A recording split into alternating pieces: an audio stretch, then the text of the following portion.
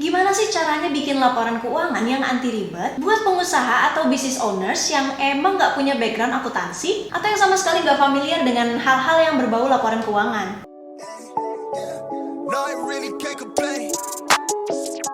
Hai business owners, it's Sharon and welcome back to Mas Yarti Growth Hack. Ibarat media untuk mengetahui kesehatan suatu bisnis, laporan keuangan jadi hal yang esensial banget buat bisnis kamu. Laporan keuangan akan menjadi tolak ukur dari strategi perkembangan bisnis kamu ke depannya. For a better strategy. But before you watch our video, jangan lupa untuk klik like, comment, subscribe, dan nyalakan notification bell-nya untuk selalu update mengenai dunia ERP, teknologi, dan bisnis. Laporan keuangan itu apa sih? Take a look at the definition. Laporan keuangan adalah hasil akhir dari proses pencatatan transaksi keuangan yang menunjukkan kondisi keuangan perusahaan pada satu periode akuntansi. Jadi intinya laporan keuangan ini bisa jadi gambaran umum kinerja dari perusahaan kamu. Nah, yang dimaksud periode di sini adalah batasan waktu yang kamu tentukan untuk mengumpulkan semua data laporan keuangan. Misalnya kamu menentukan untuk membuat laporan keuangan setiap 1 bulan sekali atau 3 bulan sekali. Nah, sebelumnya kamu juga harus menganalisa semua datanya. As you know, laporan keuangan ini bermanfaat untuk berbagai pihak. Tentunya untuk kamu sebagai pemilik bisnis atau manajemen dan direksi, kamu bakalan butuh informasi yang digunakan untuk pengambilan keputusan, untuk evaluasi bisnis yang sedang berjalan, melakukan budgeting dan kontrol internal. Laporan keuangan juga bermanfaat untuk investor, karena biasanya laporan keuangan berisi informasi yang berhubungan dengan investasi modal beserta resikonya. Informasi ini yang akan membantu investor untuk mengambil keputusan, apa harus menambah modal atau malah mengurangi atau bahkan menjual sahamnya dari bisnis kamu. Selanjutnya bermanfaat untuk supplier. Jadi supplier bisa menentukan nih apakah mereka mau bekerja sama dengan kamu ketika dia melihat laporan keuangan, apa bisnis kamu mampu membayar hutang jangka pendeknya. And of course bermanfaat untuk pemerintah. Pemerintah bisa tahu nih dari laporan keuangan besarnya nilai pajak yang terhutang dan kemampuan kamu dalam membayar pajak. Dan yang terakhir pemberi pinjaman. Dari laporan keuangan mereka bisa tahu apakah kamu bisa bayar hutang dan bunganya dengan tepat waktu. Okay, we're getting serious now business owners. Kita langsung masuk ke pembahasan utama yaitu everything about laporan keuangan. Umumnya jenisnya ada 4, laporan neraca, arus kas, laba rugi, dan perubahan modal. Tapi tenang, bikin laporan keuangan gak sesulit itu kok business owners. Hang on, kita pelan-pelan aja ya. Yang pertama, laporan neraca. Laporan neraca menyajikan data mengenai nilai posisi aktiva dan pasifa perusahaan. Buat business owners yang belum familiar dengan istilah ini, aktiva adalah kepemilikan aset, harta, dan kekayaan yang menunjang kegiatan perusahaan atau bisnis kamu dan dapat ditukar dalam bentuk uang tunai. Nah, misalnya kamu punya mobil inventaris buat sales pergi ke lapangan. Mobil ini adalah aktiva. Sedangkan pasifa didefinisikan sebagai suatu pengorbanan yang dilakukan perusahaan atau entitas bisnis secara ekonomi dalam upaya menunjang kegiatan usaha di masa yang akan datang. Waduh, pengorbanan gimana tuh maksudnya? Gini contohnya. Misalnya kamu berhutang di bank dengan nominal sekian untuk kepentingan bisnis kamu di masa-masa yang akan datang. Nah, hutang bank ini adalah pasifa dalam akuntansi. Nah, kenapa sih disebutnya laporan neraca? Karena dalam satu periode akuntansi, kedua nilai ini harus seimbang. Ada 2 bentuk laporan neraca. Yang pertama adalah staffel yang bentuknya vertikal, dan yang kedua adalah kontrol yang bentuknya horizontal. Laporan neraca staffel disusun ke bawah nih dengan meletakkan saldo di bagian samping kolom debit dan kredit. Sedangkan untuk laporan neraca kontrol, akun aktiva dan pasifa terletak bersebelahan. Kamu juga harus tahu 3 komponen yang menjadi base dalam laporan neraca. Nah, yang pertama aset. Aktiva atau aset adalah sumber daya yang dimiliki bisnis kamu sebagai akibat dari transaksi atau kejadian masa lalu, pembelian atau diproduksi sendiri yang diharapkan bisa memberi manfaat secara ekonomi bagi bisnis kamu di masa depan.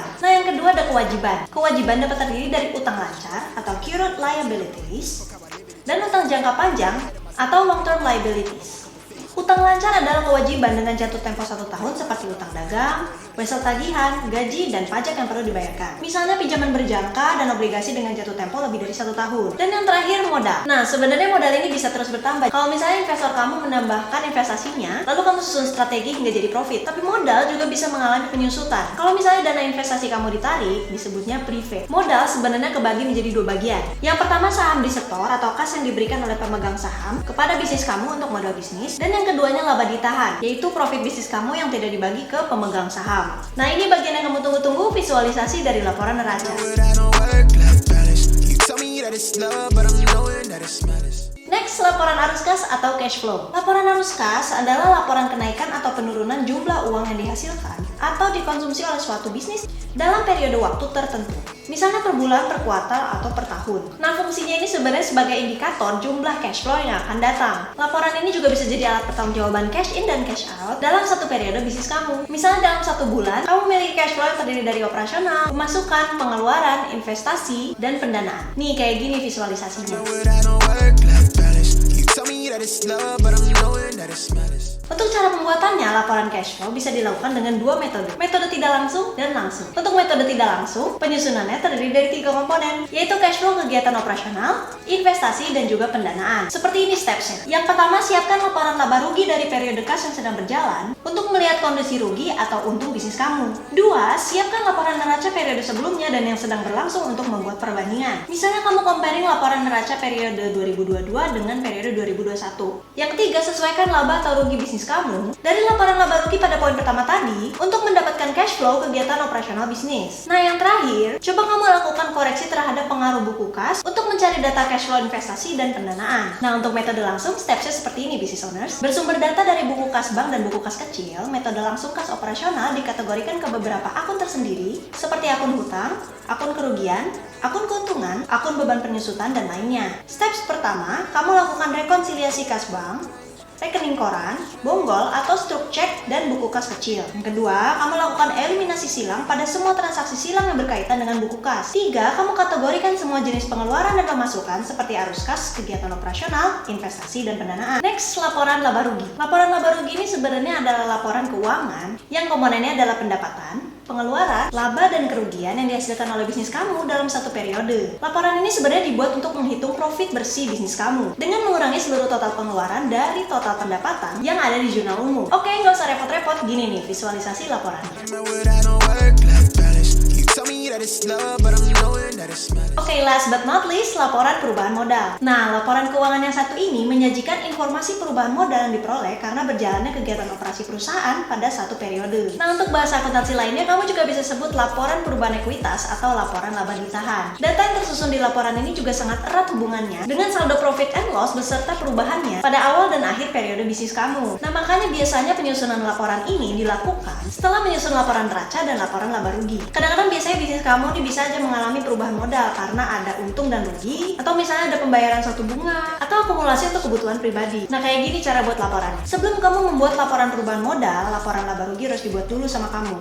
Habis itu, modal awal bisnis dikurangi laba bersih setelah pajak. Kemudian dikurangi lagi dengan prive. Akhirnya kamu dapat angka modal akhir atau perubahan modalnya. Nah, kayak gini visualisasinya.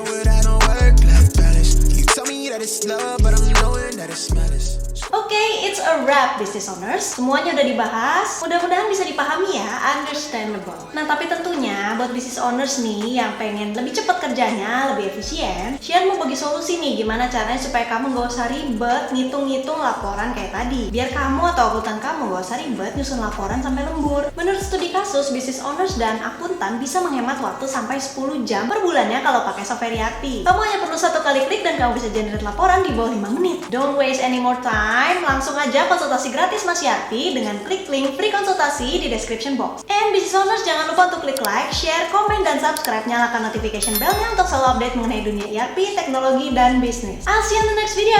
Ciao!